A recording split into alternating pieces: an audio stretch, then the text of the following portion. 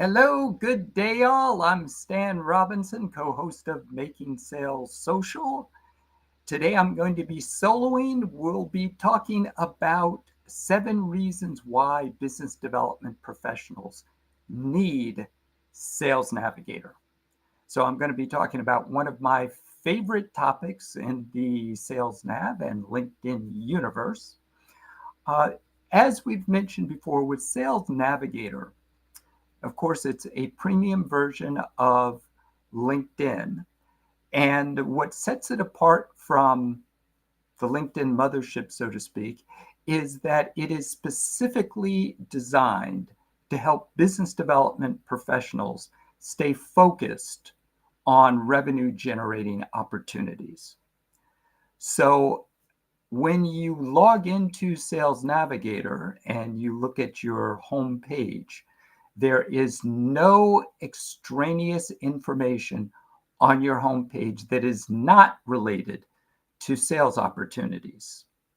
So you basically determine what appears on your homepage in terms of accounts and leads based on the accounts and leads that you save. And then Sales Navigator's algorithm helps to highlight and bring to the surface potential opportunities based on what you've told it by the accounts, which are companies and organizations, and the leads, which are individuals that you have saved. So let's start with lists. One of the first reasons why business development professionals will want to use Sales Navigator is that it helps you to organize your accounts and leads in the form of lists, and you determine which lists make the most sense for your particular use case.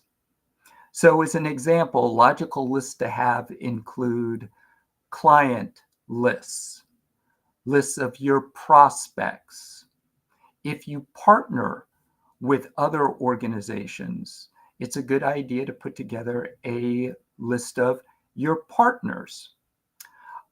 If, for example, now this one is a little bit different in terms of the application, but if you're doing searches and you want to make sure that your competitors or other specific companies that you'd like to exclude do not appear in your search results, you can put together a list of, say, competitors as an example. And then when you're setting up searches, you can simply exclude your competitor lists. So lists are powerful in that they allow you to determine what types of accounts and leads you want to categorize, and then you can filter your searches around those lists. You can also filter your alerts around those lists, and we're going to come to alerts a little bit later. But alerts are basically trigger events for potential sales conversations. So one of the first things that we do suggest that professionals do when they're getting set up on Sales Navigator, along with setting up personas and starting to build specific searches, which we call base searches, around your most important search criteria. The next thing that we suggest doing after that is starting to create your lists, because it makes Sales Navigator as a tool that much more powerful for you. Now, the next thing that Sales Navigator allows you to do is it allows you to find, number one, and then number two, research accounts that are relevant for you. So you can search for accounts based on a number of criteria, from size to geography to industry and many other criteria. What this tool allows you to do is narrow your search for accounts so that it brings back the specific results that you're looking for. Because one of the things that you'll find with Sales Nav is that your problem will not be generating enough search results. Your issue will be narrowing the search results that come back to you down to the specific target accounts. And we'll talk in a minute about target leads that you're most interested in. So first, the tool helps you find specific accounts that are of interest to you based on the criteria that you indicate. And for accounts over a certain employee count, now it used to be 500 and they're going to lower it. I think the next threshold is about 200 employees. But there is a still relatively new feature in Sales Navigator called Account IQ. And for the accounts that are large enough for Sales Navigator to be gathering this data, it's a minimum of 500 employees. And again, as I said, they're going to be lowering that number so you'll be able to see this information on smaller companies as well. But when you click on Account IQ, it gives you basically an AI-generated dashboard that allows you to look at things like, how does this account make money? Okay, what's its business model in terms of revenue generation, and what are the revenue streams that are relevant for this account? It will give you insights into the major focus of this account in terms of strategic priorities. It will highlight items that are in the news around the specific account, and a number of other helpful criteria. It could be major changes in terms of executives, new executives coming into the account or leaving the account, such that if, for example, you have a discovery call with an account, or if you're going into a meeting and you just want to brush up on what's new about this account right before you step into the meeting, you can use the Account IQ feature to pull up this dashboard that just gives you very high level, most important details you will want to know about this account before a call or a meeting, or if you're simply researching the account in the course of your prospecting efforts. So first we mentioned lists, then we mentioned accounts and the ability to find and research accounts.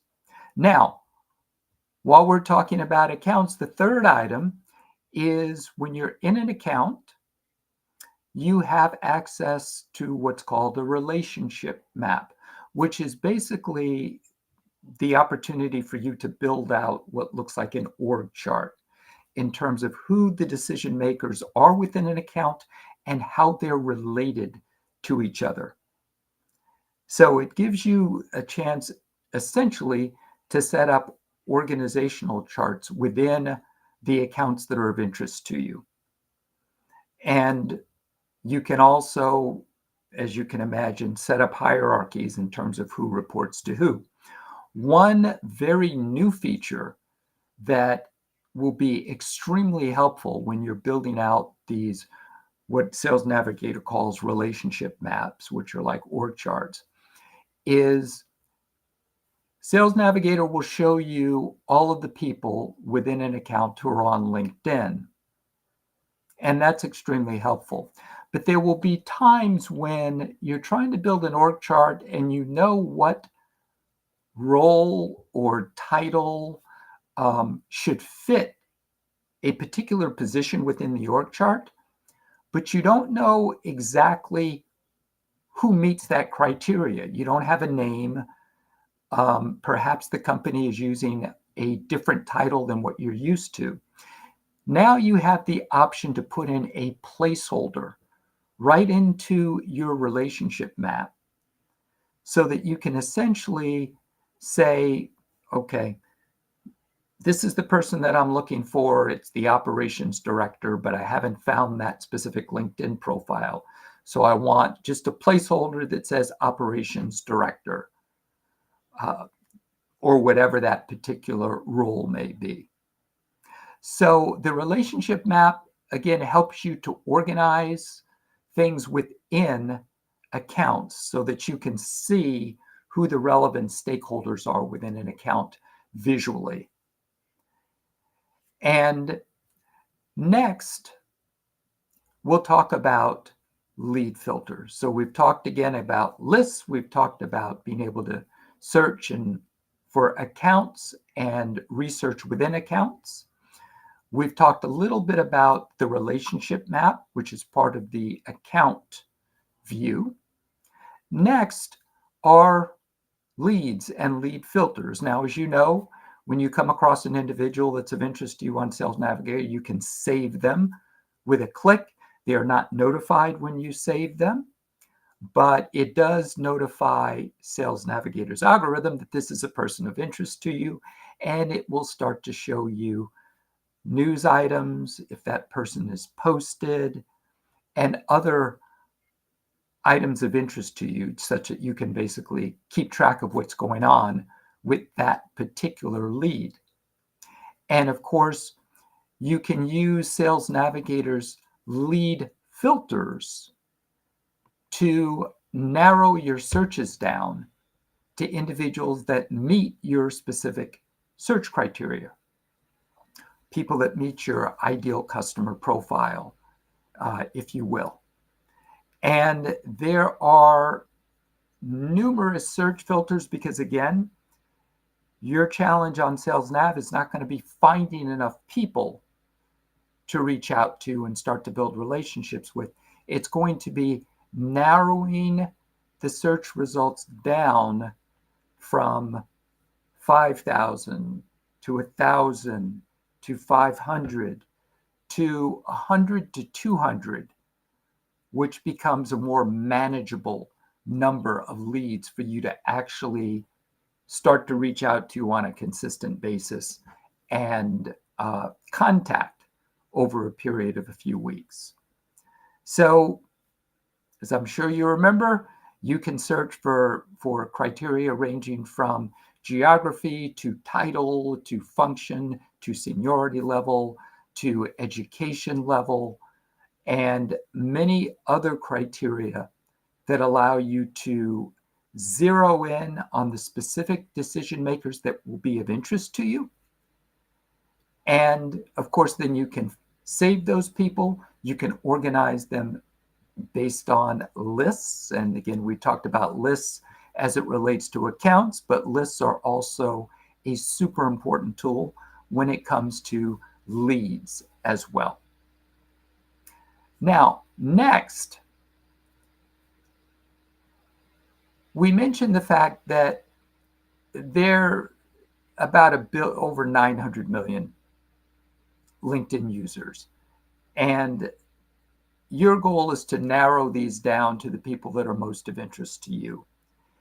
And once you've narrowed things down based on basic search filters like title and geography, potentially industry and others, one of the most valuable things to know is, of all these people that have come back in these search results, which ones are actually active on LinkedIn?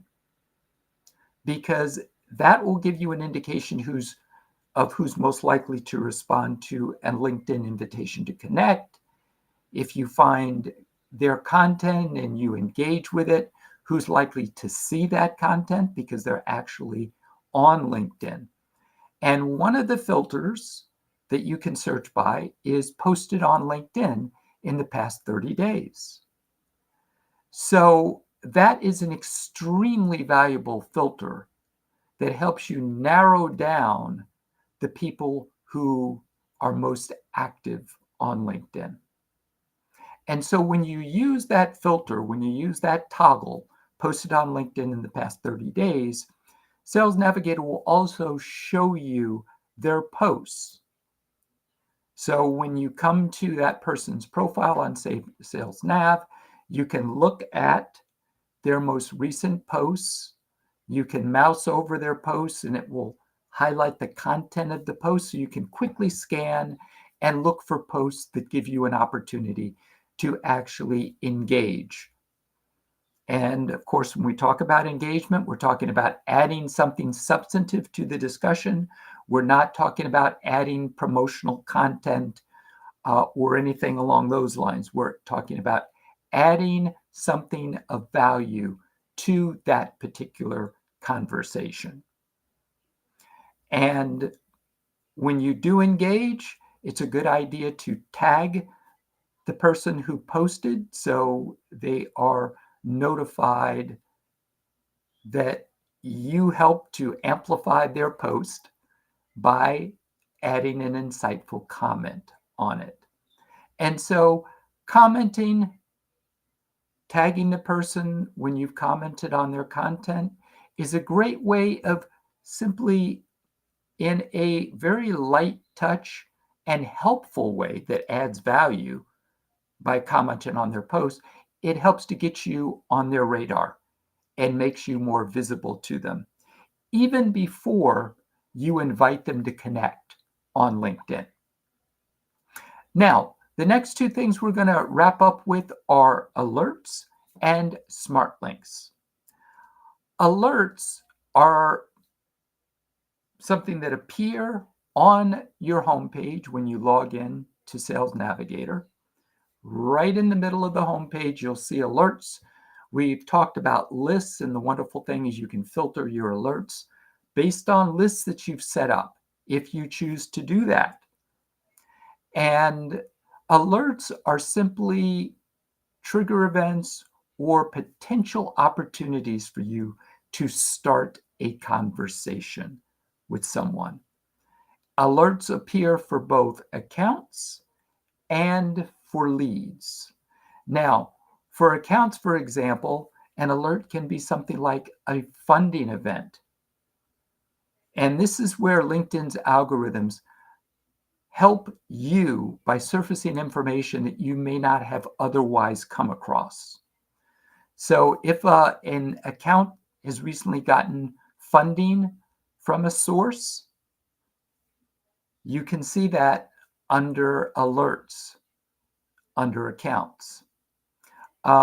If, in terms of leads, there are alerts around individuals that have recently posted, if they have changed jobs, either within an organization or they've moved to another organization, those types of things are helpful to know. If it's an individual, if they've appeared in the news.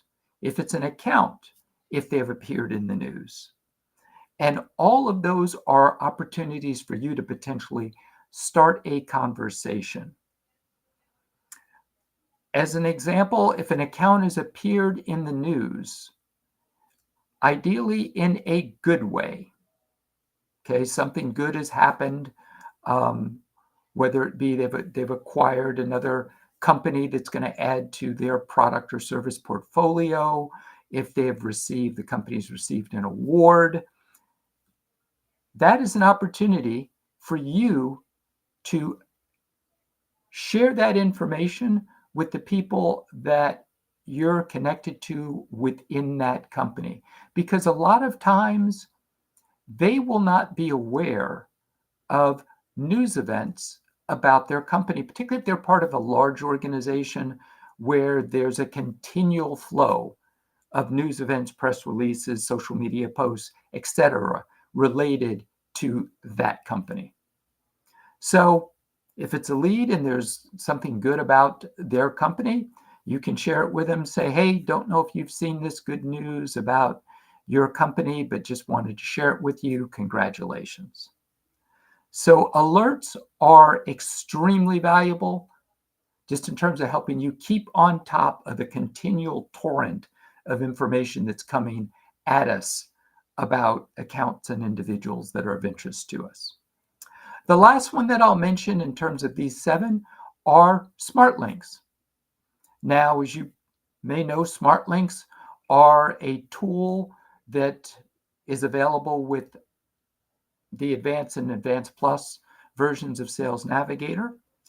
And it's a tool that allows you to share multiple pieces of content through one link.